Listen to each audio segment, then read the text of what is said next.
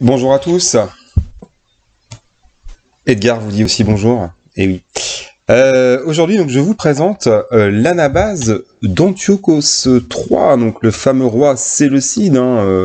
C'est ni plus ni moins que le plus grand roi Séleucide après son illustre aïeul Séleucos Ier. Alors dans le feu de l'action, en fait, je fais cette vidéo parce que hier, j'ai créé ni plus ni moins que l'article anabase d'Antiochos III sur Wikipédia, ça manquait. J'avais déjà quasiment tout refait l'article Antiochos III il y a déjà plusieurs années. Et ça manquait à Wikipédia, et je vous propose là aujourd'hui donc une analyse spécifique de cette campagne militaire, sachant que j'ai déjà fait une vidéo sur Antiochos III, mais là on va se focaliser sur cette expédition militaire qui est restée très célèbre, menée donc par le roi donc Séleucide entre 212 et 205 avant notre ère, aux dépens principalement des Parthes et du royaume gréco-bactrien qui vient de prendre son indépendance quelques années avant, au milieu du siècle, sous la férule d'un dénommé Diodote. Alors, bien voir évidemment que le terme anabase, donc qui signifie littéralement monter, soi-disant monter vers le haut pays, a été employé a posteriori par les historiens modernes en référence à l'anabase d'Arien, qui est donc le titre du livre qui décrit les conquêtes d'Alexandre le Grand. Et Arien qui s'inspire évidemment aussi de l'anabase de Xénophon. Donc c'est un Athénien mercenaire qui a combattu lors de querelles internes chez les Achéménides. Enfin bref, en tout cas ce terme d'anabase fait clairement référence à l'expédition asiatique d'Alexandre le Grand. Alors cette campagne a une grande postérité, elle va procurer beaucoup de prestige à Antiochos, qui va d'ailleurs en tirer le surnom d'Antiochos le Grand. Mais les affaires d'Europe vont rapidement l'empêcher de profiter de ce succès. On va considérer qu'il a des ambitions évidemment en Grèce et en Thrace, et puis il va s'opposer aux Romains qui vont finir par le vaincre à la bataille de Magnésie qu'on a évoquée également sur cette chaîne. Alors cette expédition est bien connue grâce aux histoires de Polybe, qui est contemporain des événements contemporains d'Antiochos III, au livre 8, 9 et 11, même si certains passages sont fragmentaires. On a également quelques passages de Justin qui résument bien sûr les histoires philippiques de Trogue-Pompée. Alors revenons d'abord aux objectifs premiers de l'expédition. Alors Antiochos III donc a été défait, on l'a vu là aussi, à la bataille de Raphia, donc début de son règne, 217 avant notre ère, par Ptolémée IV, lors de la 4e guerre de Syrie, et il va donc décider de réorienter sa politique. Et il va se lancer donc à la reconquête des satrapies orientales de son royaume, ce qu'on appelle aussi les hautes satrapies, voire aussi la Haute-Asie. En fait, ça correspond, on va dire, aux satrapies iraniennes, donc la Médie principalement, l'Arie, la Bactriane, la Sogdiane, la Drangiane et la Margiane, qui échappent à la tutelle des Séleucides depuis en fait la révolte d'un satrape qui s'est autoproclamé on va dire un gouverneur de ces provinces, qui s'appelle Molon, qui a au départ œuvré d'ailleurs à la prise de pouvoir d'Antiochos III, mais enfin qui finit par être éliminé au début du règne d'Antiochos. Alors à voir qu'en fait la Perside, donc la Perse proprement dite, on va dire, elle est restée dans le giron séleucide et qu'elle n'est pas directement concernée par cette campagne militaire. Donc on est là dans des pays actuels comme l'Iran, le Turkménistan ainsi que l'Afghanistan. Alors autre objectif aussi d'Antiochos, c'est de faire face à l'expansion des Parthes. Alors en fait les Parthes sont issus d'une tribu qu'on appelle les Parnis, donc ce sont des nomades scythes, bien sûr, qui sont parvenus, depuis en gros les territoires jouxtant la mer d'Aral, à s'étendre dans la satrapie de Parthie. C'est pour ça qu'on va les appeler les Parthes. Donc bon, là aussi, je l'ai déjà évoqué dans des vidéos à propos du révisionnisme historique, mais bon, les Parthes ne sont pas des Perses, hein, donc comme on le croit parfois. Enfin, ceci est dit. Alors les Parthes ont été un temps délogés par Séleucos II, mais ils sont parvenus à reprendre pied dans le nord de l'Iran, hein, le long de la mer Caspienne, hein, ce qu'on appelle à l'époque la mer Hyrcanienne.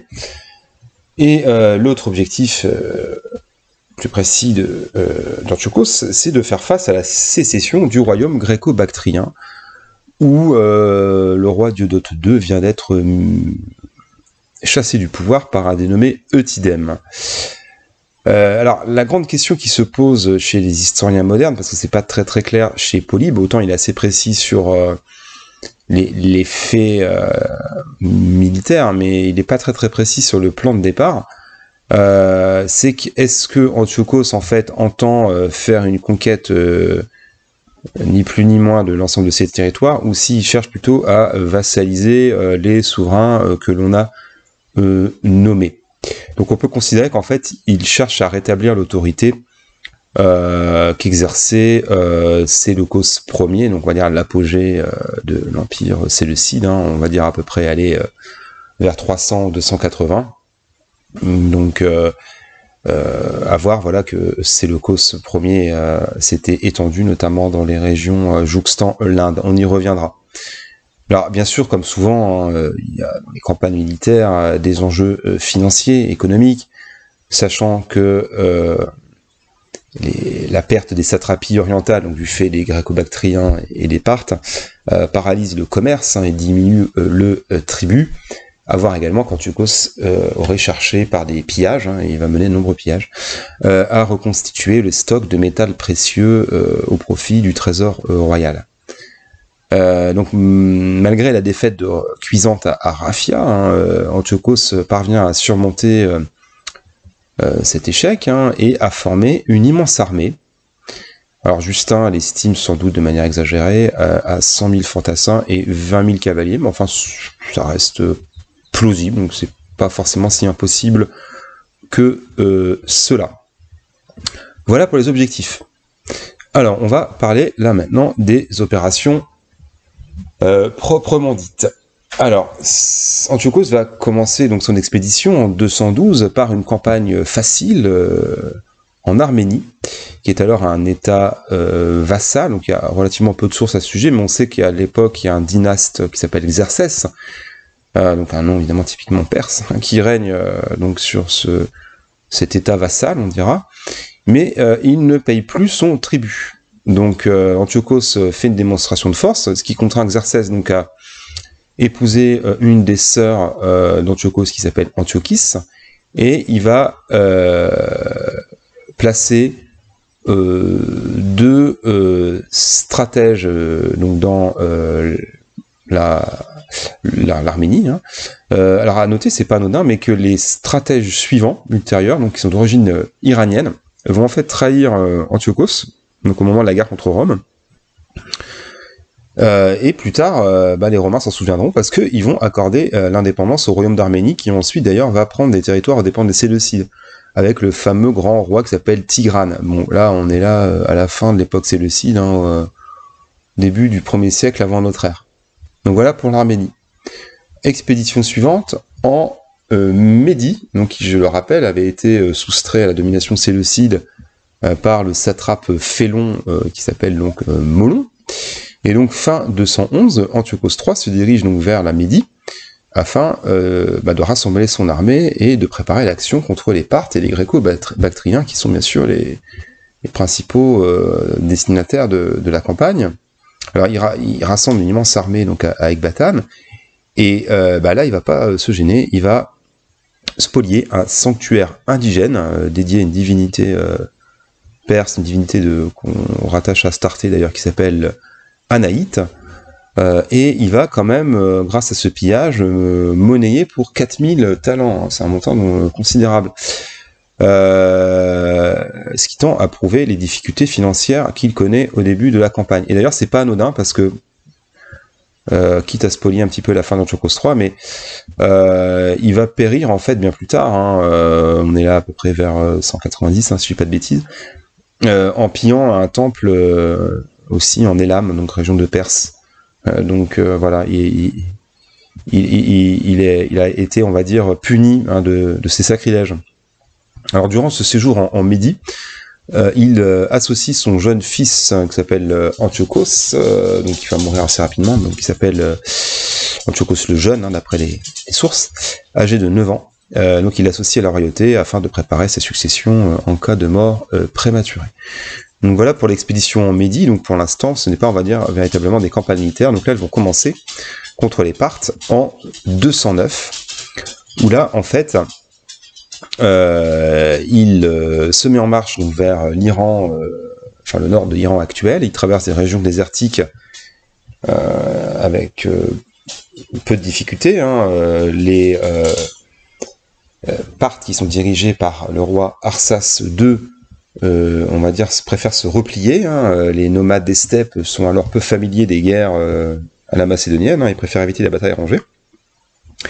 Et les Séleucides commencent à rencontrer des difficultés dans les montagnes d'Hyrcanie, mais on suppose que cette résistance est l'œuvre de tribus autochtones et non des Parthes eux-mêmes. Donc là, les Parthes se sont repliés dans une ville qui s'appelle Syrinx. On pense que c'est une colonie grecque, parce que les sources stipulent que les Parthes massacrent tous les habitants qui sont grecs, en fait. Donc c'est pas impossible que ce soit une colonie grecque. Et donc Antiochos les assiège victorieusement, et les Parthes sont contraints à conclure un traité dont les détails sont malheureusement inconnus. Alors, les Parthes, évidemment, n'ont pas été définitivement vaincus, hein, mais cette campagne permet de libérer l'axe de communication vers les satrapies orientales. Alors, il est d'ailleurs possible qu'une des conditions du traité, hein, garantisse le libre accès à cet axe commercial, et on pense aussi que les Parthes aient dû payer un tribut. Alors, on peut quand même mettre un petit bémol par rapport à ce traité, parce qu'on pense qu'Arsas n'a pas une autorité pleine et entière sur les tribus Parthes, hein, qui sont assez morcelés, et puis on imagine bien aussi que chez ces nomades des steppes, la notion de frontière leur est totalement inconnue. Donc c'est pas vraiment un traité diplomatique entre deux chancelleries, hein, ou entre deux États en bonne et due forme. Hein. Bon, les Parthes évidemment prendront leur revanche plus tard, hein, mais bon, je ne vais pas anticiper ces faits. La campagne suivante, qui est, on va dire, le cœur de cette expédition, c'est la campagne contre le royaume gréco-bactrien, qui a pris son indépendance vers les années 250. Alors, à voir que le roi gréco-bactrien peut s'appuyer sur une armée très forte, hein, de 10 000 cavaliers recrutés parmi la population iranienne, et il l'a fait camper donc le long d'un fleuve en Afghanistan actuel, hein, donc en Ari. Sauf qu'Antiochos parvient par surprise à traverser le fleuve et à mettre en déroute les Gréco-Bactriens, et ceux-ci donc se réfugient à Bactre, dans une citadelle acropole jugée imprenable. Alors le siège va durer 2 ans, et Polybe dit bien d'ailleurs que c'est l'un des plus importants de l'époque hellénistique en termes d'art militaire. Alors finalement, en fait, les deux belligérants sont confrontés à la fin, au manque d'approvisionnement, sachant que Antiochos en fait ne parvient pas totalement à soumettre le reste de la Bactriane, qui est bien tenu par les cavaliers iraniens, et donc les deux souverains, qui traitent d'un pied d'égalité, finissent par établir un accord, sachant que de manière assez habile, Eutydème argue de la menace que font poser les Parthes, en disant que le royaume gréco-bactrien, on va dire, pourrait faire tampon contre les nomades. Donc Eutydème parvient à conserver son royaume, son titre également d'ailleurs, qui est reconnu tel quel par Antiochos, et il conclut une alliance matrimoniale. Donc un de ses fils, qui s'appelle Démétrios, doit épouser une princesse séleucide, mais bon, on ne sait pas si le mariage a été effectif. Alors en contrepartie, Antiochos reçoit des éléphants de guerre et du ravitaillement pour son armée. Alors, voir que l'indépendance de la Bactriane ne sera jamais plus remise en cause, et ils sont parvenus en une génération à constituer un État puissant et qui finira par être vaincu 50 ans plus tard par les Parthes. Alors voyons maintenant l'expédition en Inde, donc on peut mettre des guillemets là-dessus parce que ce que les Grecs appellent l'Inde, ça correspond, on va dire, aux confins de l'Iran et du Pakistan actuel, à savoir l'Arakosie et les Paropamizades. Donc en 206, Antiochos III franchit l'Hindu-Kush et atteint donc les régions que j'ai citées, qui est alors aux mains de souverains dits indiens. Alors il rencontre un prince donc, qui s'appelle Sophaganezos, alors voir qu'il n'est pas mentionné comme appartenant à la dynastie Maurya, qui est alors déjà un petit peu en déclin. Et ce prince renouvelle, alors c'est l'expression de Polybe, l'amitié qui le lie à Antiochos, pardon. Donc ce qui suggère, si on renouvelle une amitié, c'est que les Séleucides aient déjà traité avec les souverains indiens. Alors c'est le cas de Séleucos Ier qui a traité avec le roi Maurya, donc la dynastie Maurya en 303, après sa défaite contre les Indiens. Mais on pense que cette amitié en fait est beaucoup plus récente, qu'elle date de l'expédition d'Antiochos en Bactriane. Donc là aussi, le souverain indien donc, se pose en vassal et il offre à Antiochos des éléphants de guerre et le paiement d'une forte somme. Alors, on peut supposer aussi que ce traité aurait pour finalité d'assurer la pérennité des relations commerciales entre la Syrie et le monde indien. Alors, voyons maintenant le retour. Donc, Antiochos ne s'attarde pas en Inde, et à partir de 206, il entreprend le retour par l'Inde, par l'Iran méridional. Alors, il traverse en résistance l'Arakosie, du moins la partie occidentale, sachant que la partie orientale est alors aux mains de l'Empire Maurya. Il traverse également la Drangiane, et il hiverne en Karmanie, ce qui marque, selon Polybe, la fin de l'expédition dans les satrapies supérieures. Alors à voir que la Perside est alors fidèle aux Séleucides, donc Antiochos ne juge pas nécessaire de la traverser à la tête de son armée. On suppose aussi qu'il aurait pu mener des opérations contre des pirates perses, donc dans le golfe Persique, mais on pense que c'est possible aussi que ces opérations datent plutôt de son fils Antiochos IV. Alors il va séjourner quand même assez longtemps, plusieurs mois en Perside, dans une cité fondée par les Séleucides qui s'appelle Antioche de Perside, d'ailleurs l'emplacement est inconnu. On sait qu'il est resté assez longtemps parce qu'il reçoit une ambassade en provenance de l'Anatolie, donc Magnésie du Méandre, à propos de jeux en l'honneur d'Artémis. Donc si les ambassadeurs savent que le roi est là, c'est qu'il réside depuis déjà plusieurs mois. Donc en tout cas, on sait qu'Antiochos va préparer depuis la Perside une expédition en Arabie. Alors c'est intéressant parce que Alexandre le Grand avait prévu une expédition, on dira, commerciale dans la péninsule arabique, mais évidemment qu'il n'avait pas pu la mener à bien du fait de sa mort prématurée. Et donc en 205, il embarque pour l'Arabie, donc depuis la Perside, sachant que le gros de son armée marche vers Babylone par la route terrestre, à travers la Perside.